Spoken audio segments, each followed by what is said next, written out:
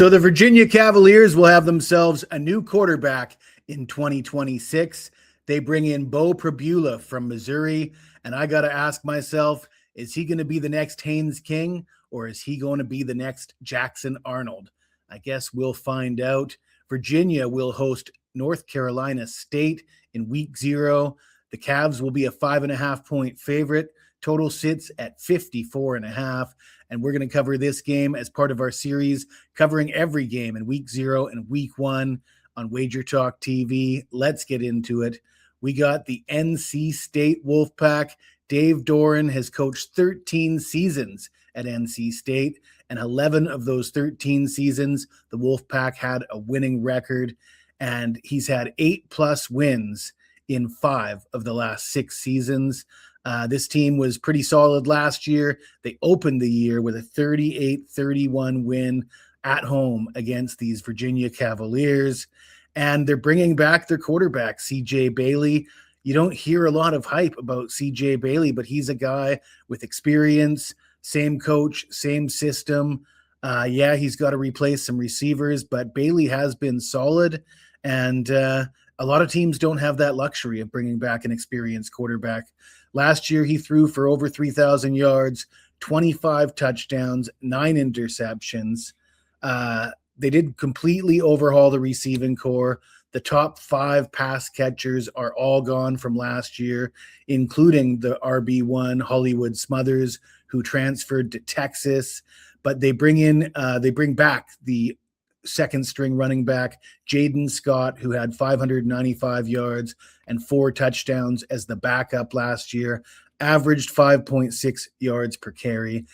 He should be able to step right in and replace Hollywood Smothers. I will point out that he did have a big game against Georgia Tech. He ran for 196 yards on 24 carries, averaging 8.2 yards per carry in a 48-36 win versus Georgia Tech last season. The defense last year ranked 12th in the ACC, and they only returned 2 starters on the defensive side of the ball. That might be a good thing. I have mentioned Dave Doran, his success at NC State.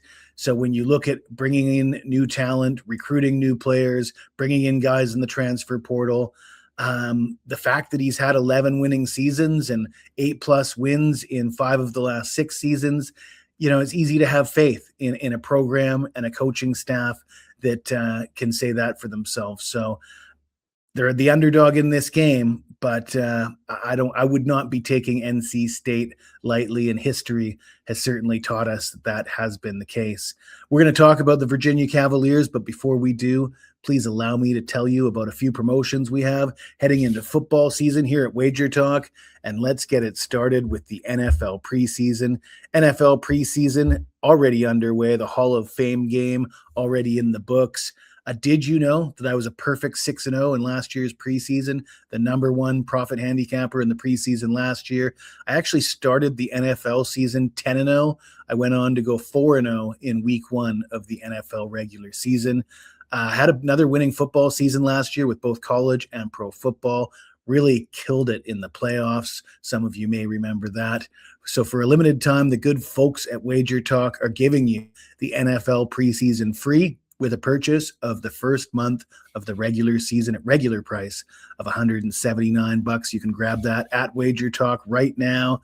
If you're looking for college football, we still got a little bit of a ways to wait for college football week 0 and week 1, but I do have my college football futures package up. I've got 5 regular season win totals in a package. As you can see, killed it in the playoffs last year, 8-2, 80% with college football playoff picks. And over the last 5 years, we really killed it almost every year. The last 5 years, 42-21, 67%, a profit of roughly 43 units. So you want to grab those win totals while you still can before those lines move. Let's get into the Virginia Cavaliers. Let's talk about this team that won 11 games last year, outperforming their projected regular season win total of 6.5 by a wide margin. They went to the ACC championship game and lost in overtime by a score of 30-27 versus Duke. The Cavs were 3-1 in overtime games last season. They were 4-2 in games decided by just one score. The difficulty I have is this team, they got a little bit fortunate last year. They won 11 games. Don't get me wrong. I was big on the Cavs many times last year. They were very good to me. In fact, some of you might remember that I called the outright win over Florida State. Here is a screenshot of me talking to my man, Nick Parsons. If you read the text below, Jesse Shule likes Virginia on the money line, plus 225 at home against Florida State. We cashed that ticket. So I'm not a hater. But the point I want to make is they won 11 games last year.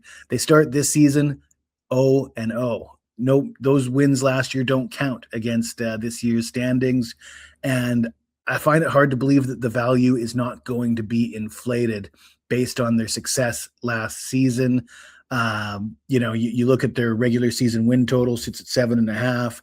You look at the fact that this game opened below a field goal and it's now up to 5.5. I'm not sure I'm buying the hype on Virginia. I guess we'll see, but they do have a new quarterback in Bo Prabula, and at the beginning of the video, I said, is he going to be the next Haynes King, or is he going to be the next Jackson Arnold? And the answer to that question is probably going to determine how good this team actually is. And I'm not a big Bo Prabula fan. You guys might remember he was a backup at Penn State, and he actually transferred from Penn State in the middle of the college football playoffs, the first player in history to transfer during an active playoff run. Of course, Lane Kiffin said, hold my beer last year, and now coaches are transferring in the middle of playoff runs. So, I'm not a fan of any of that kind of behavior. Prabula, not exactly the best arm. I mean, dual threat quarterback last year, short of 2,000 passing yards, 11 touchdowns, 9 picks, 67% completion percentage with Missouri. He might be a weapon in the running game, but if you're trailing and you need a guy to throw the ball, I'm not sure he's your guy. Their top 4 receivers are gone, so they're going to have a new receiving core, a new quarterback, and first game of the season, week 0. A new quarterback, a new system, new players. Compared to relative continuity of their opponent, NC State, at 5.5, I think this number is too big.